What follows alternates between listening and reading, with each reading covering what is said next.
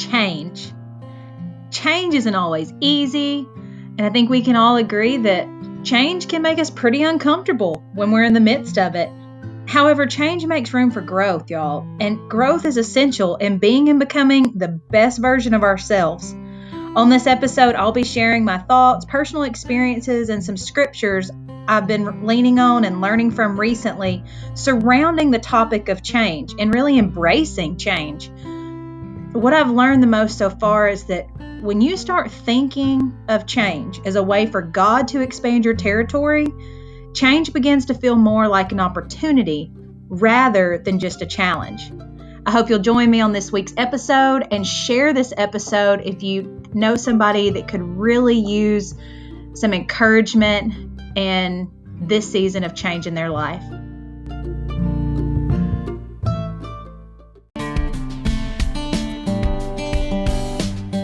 Hey y'all, and welcome. You're listening to the Cowgirl Confessions Podcast.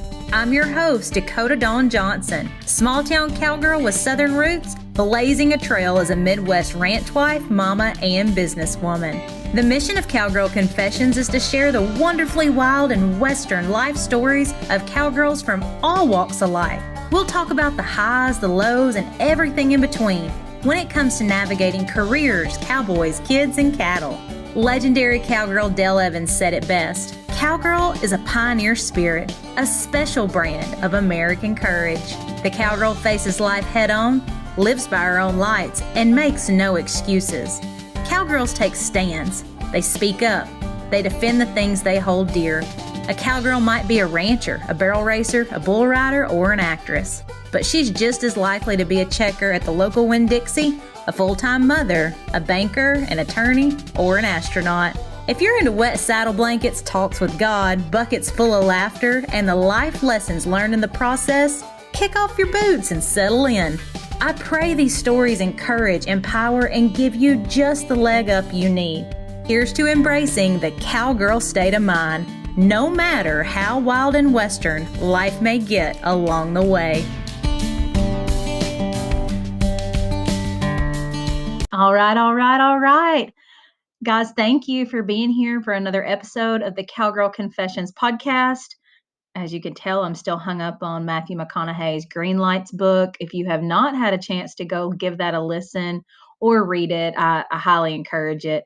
I really enjoyed that book, and it just kind of puts some pep in my step and gets me excited. I'm excited today because I have literally been trying to record this episode for over a week and a half and have really felt called to talk about this topic that I'm, really walking through right now and embracing a season of change.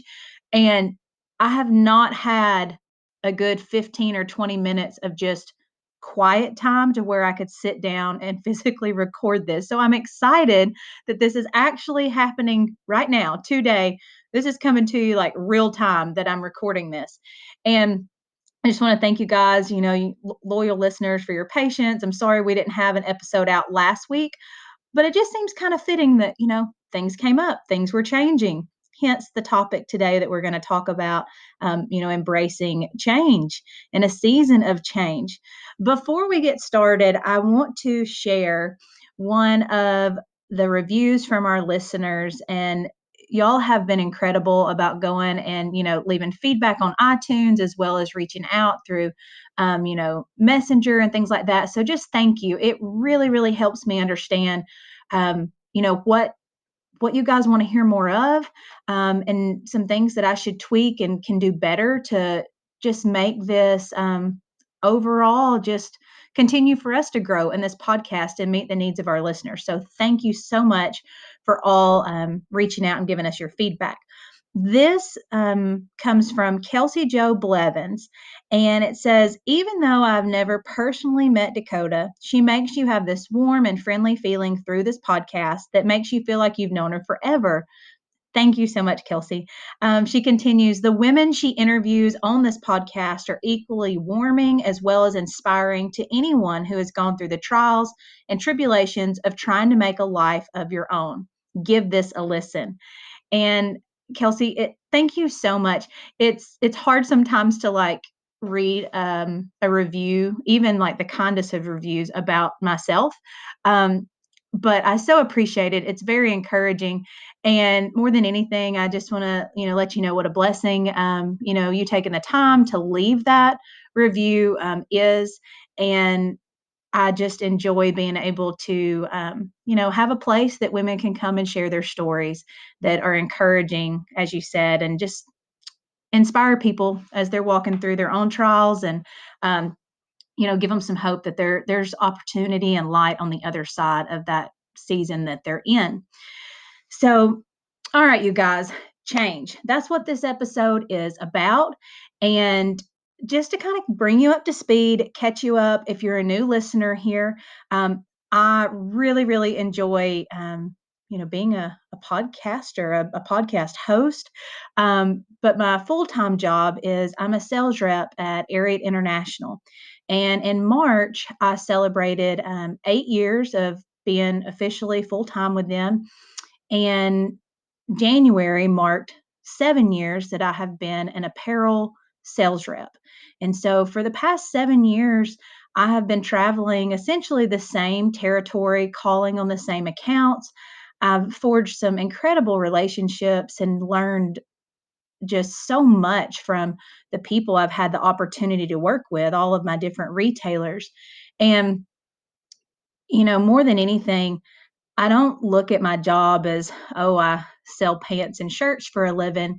It's more of I get to be a partner with these people that, have started a business and their business allows them to do things to better their community. Their business allows them to, help send their kids to college and just all the different things that, being in partnership with small businesses, that's what I think of as, my job, and how I can help people, be successful.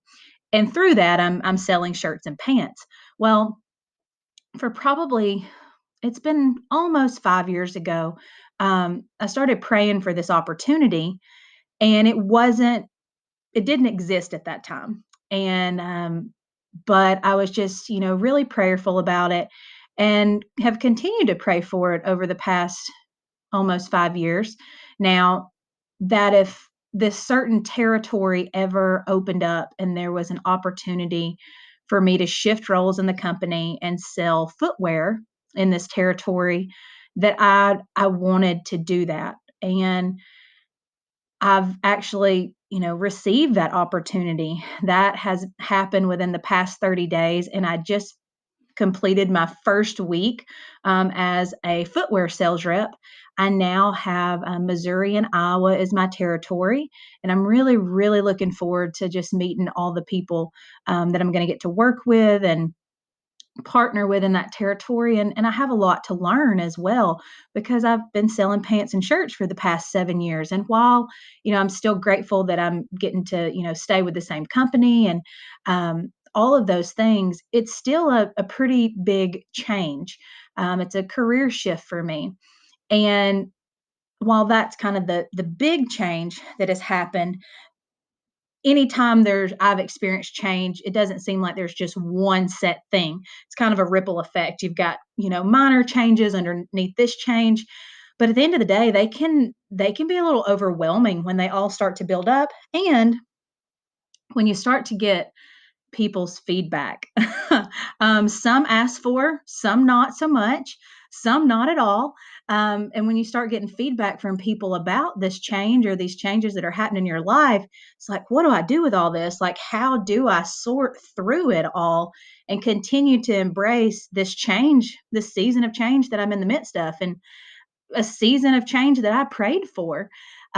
Before I dive into that, I want to share too that it just was so fitting because, as I mentioned, I've been praying for this opportunity for almost 5 years now. And then when it all came about and the transition actually started to take place, I was like having these thoughts of, whoa, this is happening a little faster than I thought it would. And I'm like, Dakota, we're going on 5 years here. And now that it's actually happening, you're like trying to like, oh, this is happening a little faster than I thought it should.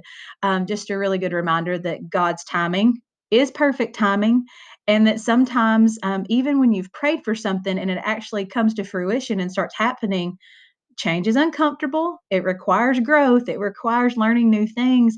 And it's okay to kind of have those feelings. You just have to kind of put them in check and be very aware that feelings aren't always real. Like they don't always tell the full meaning behind stuff.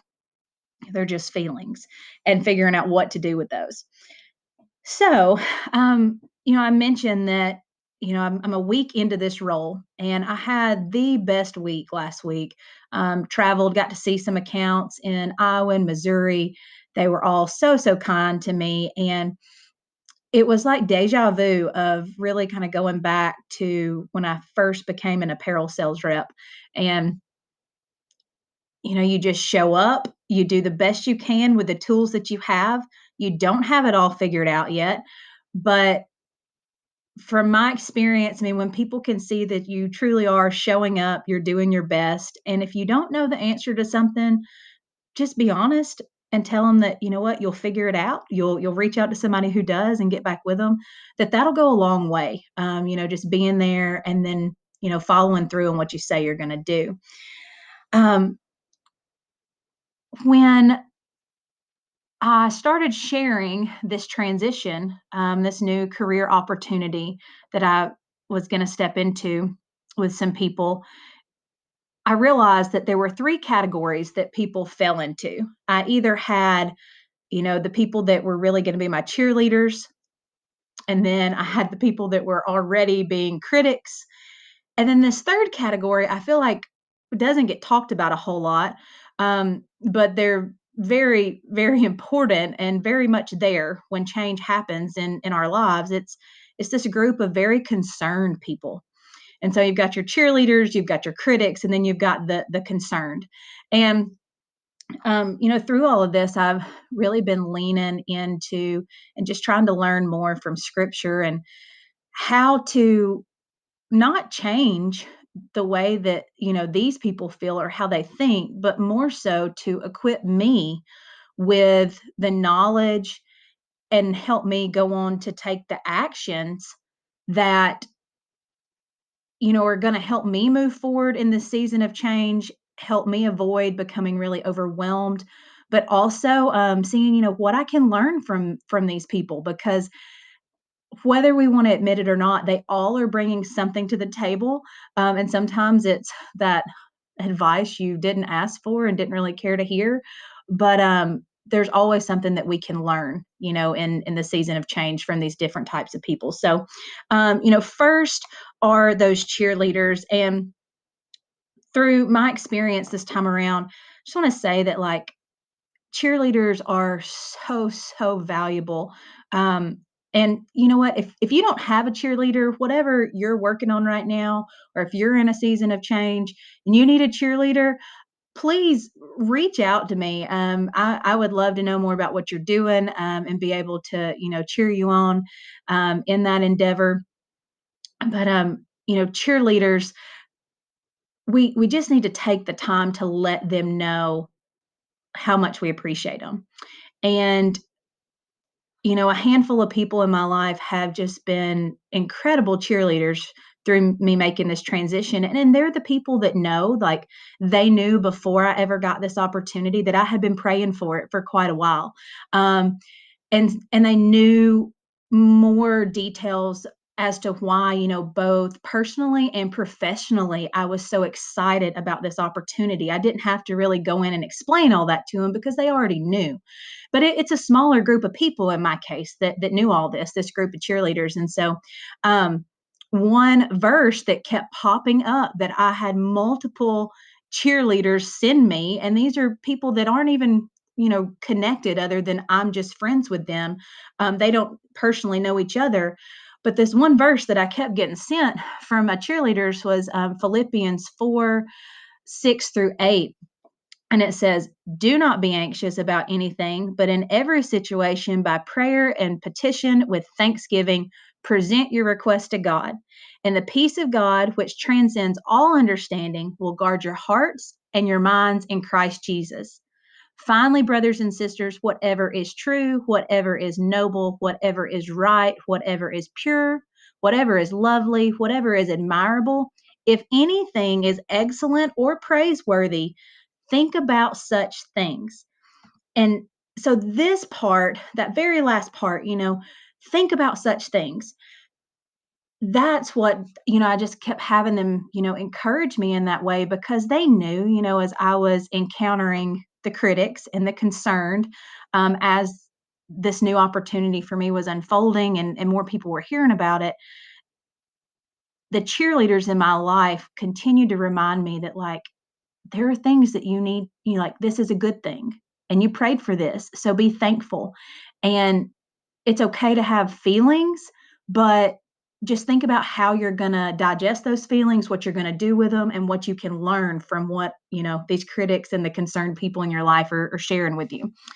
So then second, we get into, the critics. And, I mentioned it's taken me like over a week and a half to find time to record this podcast, but it was so fitting because, and I've said that a couple of times at this point, but it's all been in perfect timing because um, a, there was a sermon at church that it was over the book of Acts, and it was talking about Paul and how Paul has, he had all these critics. And, but one of the things I took away from it was just this whole idea of, how can we help critics become our friends? How can we shift our way of thinking to make those critics our friends?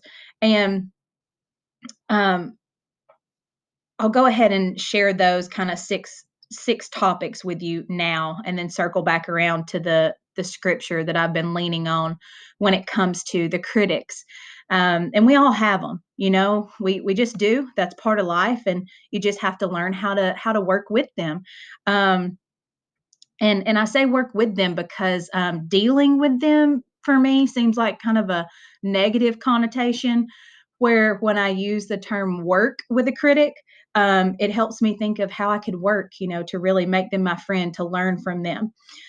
So these are the different things that our pastor shared during that sermon, ways that you can make critics your friend.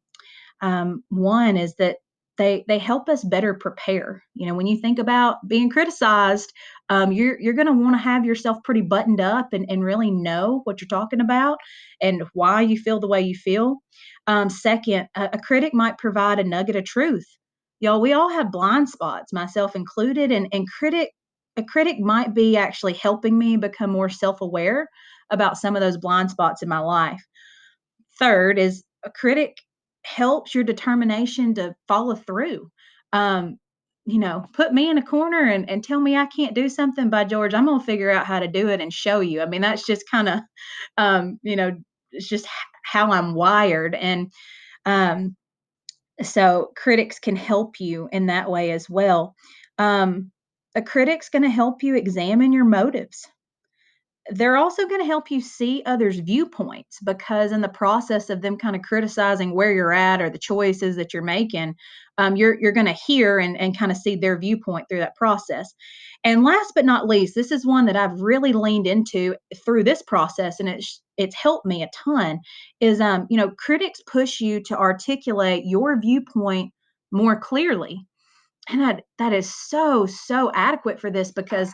Um, Not that I was going to go into all the details of professionally and personally why I have been praying for this opportunity, but I know those reasons. And so being able to come up with a way to articulate to somebody that, is a critic, that isn't necessarily going to have my best interest or my family's best interest at heart, but they want to give their 2 cents, finding a way to articulate back to them, hey, this is my viewpoint, this is why, and I'm in a really good place, like pretty concisely, has been super helpful.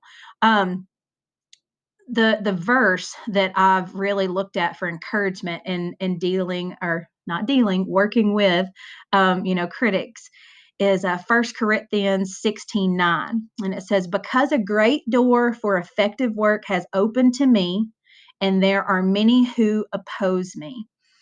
And, it's just a very short verse there, but you can go back and read the whole chapter, and it has a lot more depth to it. But just that has been a reminder for me that this is a great door. This is a way for me to continue doing effective work. It's opened for me, and it's okay that there's people that are opposed to that. I know that this is something that I prayed for, and it's open for me, and it's my job. It's my duty now to go do effective work, not to let any of those thoughts or fears or the overwhelm hold me back from that. And then this last one is one that I feel like we don't really talk about a whole lot, how to embrace the people in your life that fall into this category, and that's the concerned. And these are your um maybe these are your parents or your grandparents, your aunts or uncles, or your best friend, or maybe your spouse falls into this, or whoever, from time to time when change happens in your life. But, this is somebody that truly does have your best interest at heart, but they just cannot understand why you're choosing to make this change. If it's a change that you have control over, and that you are really trying to step into a season of change, and they're not in a place where they want to step into that, as well as they truly are concerned about you, and concerned that maybe you're doing the wrong thing. Um, you know, in Proverbs 15:1, it says, "A gentle answer turns away wrath, but a harsh word stirs up anger. The tongue of a wise commends knowledge, but the mouth of the fool gushes folly. The eyes of the Lord are everywhere. Keep watching on the wicked and the good." And you guys, I mean, I'm not a pastor, I'm not a preacher.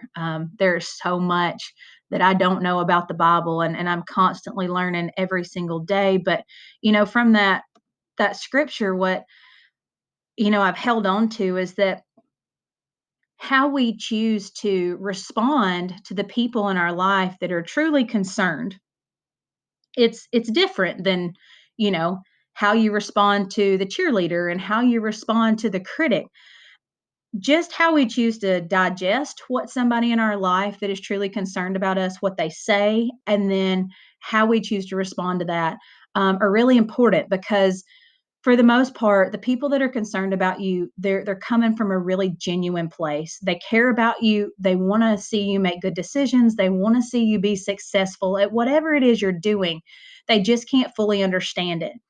Whenever I've pray and learn and think about, what if I was sitting in this position, as a concerned person, which I have been at points in my life where I don't understand changes that other people are making that I care about. I just try to put myself in their shoes, and there's not a hidden agenda there. These are the people that truly, truly care about you. And so how can you help them better understand where you're at, and know that you're going to be okay, that this is something you're very confident in, and that you're feeling called to do, and that you would love to have them, embrace this change with you, but you understand if they can't, and just what I found is that when you start sharing the concept, one, you embrace it, but two, you can share it with all of those types of people, your cheerleaders, your critics, your concerned group of people. When you can tell them, like, this change is a way for God to expand my territory. It it's just a easy way of really trying to help them shift their mindset as well when they're thinking about this role that you've stepped into. And it really poses it as an opportunity. Change is an opportunity rather than just a challenge and something to be fearful of all the unknown things. I know that's a lot that I've packed into a short amount of time today, but whatever season of change you are in, that you feel equipped, and knowing how to, you know, work with the different feelings and different people in your life when you're walking through this change, because they're all there. It doesn't matter what type of change we're going through. We're all going to have the cheerleaders, the critics, and the concerned in our life. And it can put you in a state of being overwhelmed if you aren't mindful and kind of have a thought process and a way to pray for yourself and for them and for the whole process. And just know, like, this is just part of it. And believing in what you're doing is, really, really key. Because just think about the fact that if it only took one critic for you to quit, then whatever this change is, it probably didn't mean a whole lot to you. Don't let that slow you down.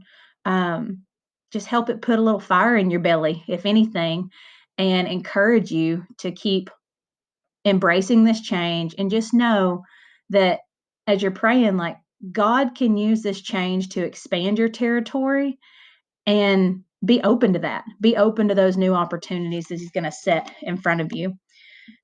Thank y'all so much for spending your time with me today. I hope that this was something that you needed to hear. We'll be back onto our kind of regular rotation next week with a really, really incredible guest. I can't wait for you guys to hear from her. But until then, just know that it's a blessing being able to put together this podcast. I am so thankful for this season of change, and I just appreciate getting to share it with each and every one of you. So have a blessed day, you guys.